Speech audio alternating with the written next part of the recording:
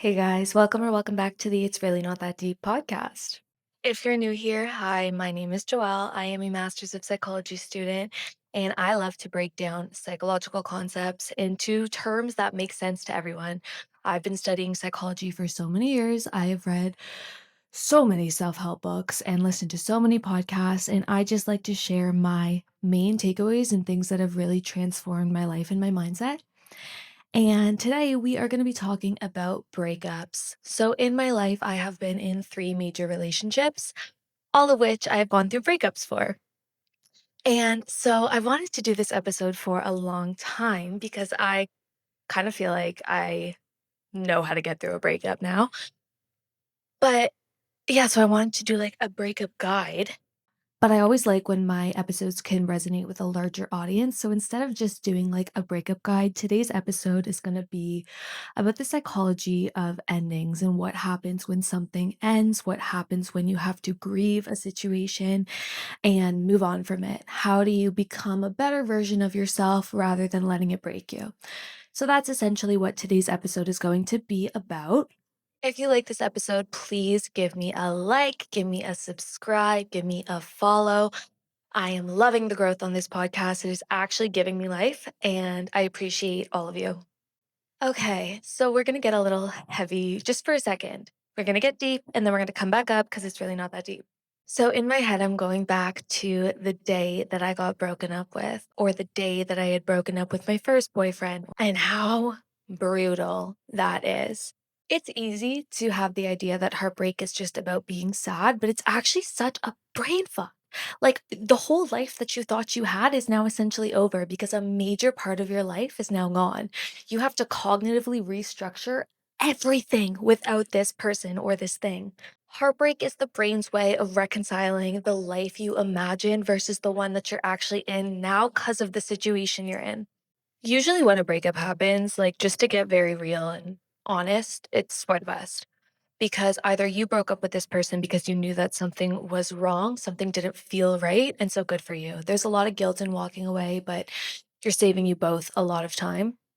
And if you're the one who got broken up with, you wouldn't have gotten broken up with if this person was the person you're meant to be with. And I'm not saying like a lot of exes get back together. If they come back, beautiful, amazing. But if you got broken up with, it wasn't working. And you don't want to be in something that's not working. You deserve an amazing relationship where the other person feels amazing about you. And if that's not the case, please. But this does not take away from the pain that is a part of a breakup. That is so real. It's some of the most raw pain you experience in your lifetime. So, learning about what's actually going on in the brain during this time, I knew when I went through my last breakup, and it really helped me get through it. It just allowed me to have so much more compassion for myself and also like an understanding that this is the process. It's okay that you feel this way now. You will come out of this, but it's about what you do in this time that determines how you're gonna come out. So, just a little guide slash day to day of when I went through my last breakup. I was taking melatonin every single night because I knew I'd be up with the crazy thoughts. I knew I'd be up with the breakup talk and the, oh my God, I want to text him. And I wouldn't be sleeping. And I knew that a poor sleep would throw me off even more. Melatonin every night for 2 weeks. I forced myself to drink water. If you live with people, remind them, let them hold you accountable. Drink water. It's the smallest thing that you can do for yourself. It's really hard to eat when you're depressed and you're grieving. Drink water, please. The next thing I did was work out every day. So, luckily for me, I had already built up a lot of my routines and habits that keep me happy and healthy before this breakup. Because it's really hard to start something when you're down. This is why I always talk about habits and how important they are because they really do get you through hard times. So, I was still working out every day. I said, if I'm going to get broken up with, I'm going to be the hottest I've ever been. That was motivating to me. I enjoyed that. And in those workouts, I would listen to happy music and I would remind myself that there is still life and existence outside of this situation and I am going to be okay. I've been through dark before and I've gotten out. This time is no different. So, segment one is the psychology of heartbreak and what's really happening in the brain. So, heartbreak is not just emotional, it is biochemical. When you form attachments, your brain releases dopamine. Dopamine is the neurotransmitter for pleasure and motivation, and it also releases oxytocin, which is the bonding hormone. So when the relationship ends, you're experiencing a withdrawal of these feel good hormones. It's like someone detoxing from a drug. All these feel good things that you had 2 days ago, you no longer have, and your brain and your body are like, what the is going on? Relationships usually last for many months, if not years. And being around somebody for that long wires your brain to associate them with reward, safety, and calmness. Of course, you're going to miss those things when they're just ripped away from you. And there's this area of your brain called the anterior cingulate cortex, which is the region that registers physical pain. And this lights up during heartbreak, which is why it can feel literally unbearable. You are not weak for missing them. Your brain is catching up to the loss of its high. And you're not used to that. Your system's not used to that. Imagine what a shock this is to your nervous system. You need to re regulate. There's this concept called the phantom limb effect. And what this is your brain's habit of searching for what's no longer there. So, just like somebody who's lost a limb but can still feel it, your brain can still feel the presence of the person or the thing that you've lost. Which is why the instincts come in to just text them good morning, text them good night, replay old memories, look at old photos, or you keep dreaming about them. It's your brain trying to close a loop that it hasn't registered fully is gone. And this makes your heart break so many times because your mind keeps looking for them in the familiar and comfortable places. They're not there to fill these voids. You don't have this thing anymore. And that is really sad and really hard. Now that we understand more about the psychological facts, I always like to bring us back up. It's really good to go deep into things and acknowledge the hardships and the negative emotions we feel. But the reason this podcast is called It's Really Not That Deep is because we always come back. We always come back to ourselves, to the greater meaning of our lives, to what makes us feel love and loved and happy and joy and all the good things that we want to experience in this life. So it's really not that deep. So here's the reframe that's going to move our episode from psychology into our healing phase. How we're going to become the person, the post glow up girl that we're dreaming of, or guy. How we're going to use these emotions as fuel to become just that version of yourself that you know you can be. So we're in this liminal space now. So this is the in between where the old identity doesn't fit, but we haven't formed the new one yet. So we're in this really weird in between void that is so uncomfortable because we're not where we want to be. We just lost something big and we probably do have dreams and goals for where we want to go next, but we're so far from there too. If you don't have dreams and goals about where you want to go next, that's okay too. It is time to think about it. It is time to let yourself dream and imagine a big life, a big whatever you want in this life. You can't be it until you can see it. So if you don't have a vision, cook, go on Pinterest. Now, if you do, we're going to start planning that life. Now's the time. We're in this weird liminal space. Let's make the best of it. We can Oh my God, you can skyrocket after a breakup. You can become so much hotter, so much smarter, so much more confident and personable if you let yourself. So, something that's really important to reflect on in this phase is who was I in the relationship versus who I am now. It's really hard to see certain things when you're in a relationship. You probably all know what I mean when I say that. The things that your friends and family can see, but you can't because you're so infatuated. But now that you're out of it, really reflect. What was I not paying attention to? Who was I then versus who am I now that I'm not tied to anyone? And a lot of times in breakups, when people do this, they can start to see things more clearly. They can start to understand why this might actually not be the worst thing in the world. You can still be heartbroken. You can still want them back. You can still hope that in the future it will work. But shifting the focus back into yourself and your life and how am I going to grow from this? I want to talk about the psychology of surrender, releasing the illusion of control. Something that I really learned in my last breakup is you have no control and everything is uncertain. And that might sound really daunting and scary, but the truth is, once you can realize that, it's kind of freeing. Because I used to think that my thoughts, like if I worried about something enough, it wouldn't happen. Like I'm preempting it so much that like now it won't happen. But really what's going to happen is going to happen. I'll deal with it if and when it happens. I don't need to be preparing for every possible scenario. I'm kind of rambling on here, but it's just this idea that everything is out of your control except what you do now. What's going to happen? You have no control over that, babe. So surrendering is not passive. It's not like giving up at all. It's just a way to regulate your nervous system to be more in the present and trusting yourself enough to know that whatever comes at you, you're going to be able to deal with and get through.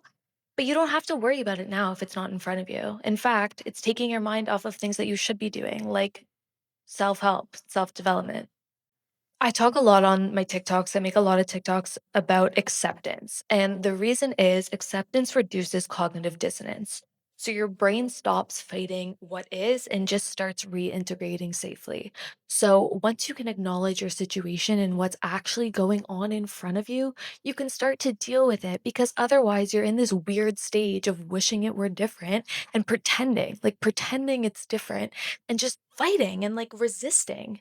We don't like resisting. So once you can just see it for what it is and be like, "Oh, yeah," that's the point where you can start to work your way back up. Acceptance is the first step. And spiritually, surrendering is trusting the universe. Once you can just sit back and accept where you are and have trust that everything's going to be okay, you are surrendering to the universe and to your timeline and to your greatest plan. And if you said this to me a couple years ago, I would have like heard it and been like, okay, but not really believed it. But now I really believe it. And I let the universe guide me. And if I'm wrong, okay. It really helps me to believe that. I'm not telling you what to believe or what not to believe. But if you're always resisting something, why? Just ask yourself.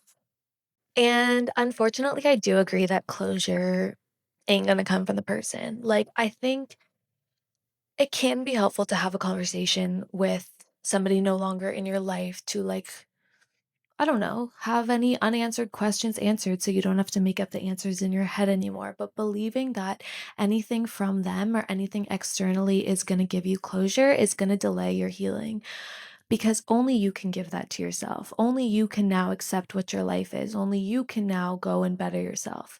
No one else can do that for you. So the closure that's going to come from them or getting, it's all an illusion. And if you're hearing this and this is kind of like triggering something in you, ask yourself, what are you still trying to understand that you could instead surrender to? And there's always going to be things. You're always going to get triggered by certain things that people say, certain things that people do. So, what I recommend when you get triggered is ask yourself why. Because it's not fun. It's not fun to like hear something and be like, and you're tense up and you're like, "Ugh." It's not fun. So instead of just ignoring it and moving on and acting out, ask yourself why. Because again, once you start to acknowledge it, you can start to overcome it. Awareness is the first step.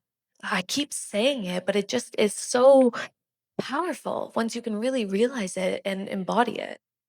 And the psychology of rebirth, what actually starts to happen when we let go and surrender. Oh, it's so beautiful, guys. When you stop trying to return to the old life and wishing for the old life back, your brain starts to create new associations and new maps. And this is the science of renewal. Your brain is rewiring to your new situation. And so you can create anything. And relationships really do teach you so much about yourself, about your worldview, about what you will put up with, what you won't put up with. And those are such important things to understand about yourself in your 20s, but also all throughout your life.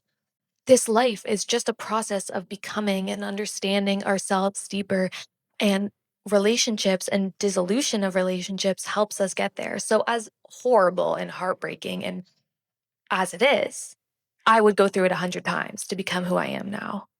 I don't know if without that breakup, I would be the person I am now. I am very different now than I was a year ago. And I'm so happy about that. So if you're really in the depths of it, I understand you can't see this. I couldn't see this. People would say this and I couldn't see it. But just take my word. Just take my word for 1 second, believe it for 1 second, visualize it. Oh, just sit with it for a minute, and then you'll keep getting closer and closer to it the more you do that. So I wasn't gonna go here in this episode, but now that we're kind of like on the topic of visualization and figuring out who it is you want to become, I just want to give you guys a few tips on how to actually do this now.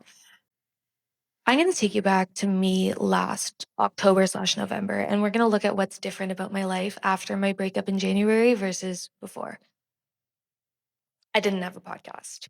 I have been thinking about this for years and years and years. But it took that breakup and that identity dissolution to actually go ahead and start it. So I didn't have a podcast. I didn't post on social media. Wasn't in my master's.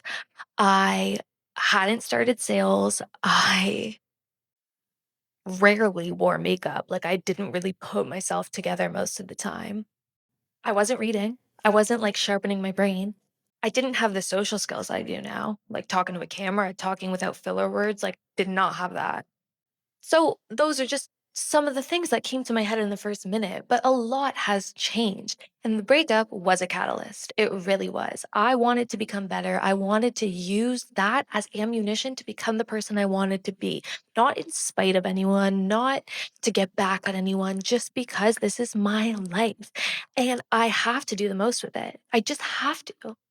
I'm never gonna be this young. I'm never gonna be this sharp. Well, I might be, but I'm never gonna have right now back. So I need to do the most with right now. And just embodying this energy every day through affirmations and vision boarding really helped me get to where I am now.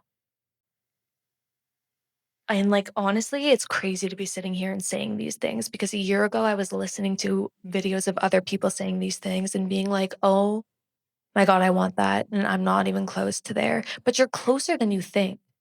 The hardest part is starting. So I hope you realized how this episode doesn't just apply to breakups, but can really apply to any rut and point in your life where you just feel you need to make a switch. You need to use these negative emotions and these hard feelings as ammunition to become the highest and best version of yourself that you deserve to become in this lifetime. Genuinely, what is the point of life if not to become the best version of yourself? I hope you guys enjoyed this episode. It isn't so easy for me to talk about my past and my relationships, but I really feel like I've learned so much and I just want to share it. So I hope you enjoyed. I love you guys, and I'll see you next time.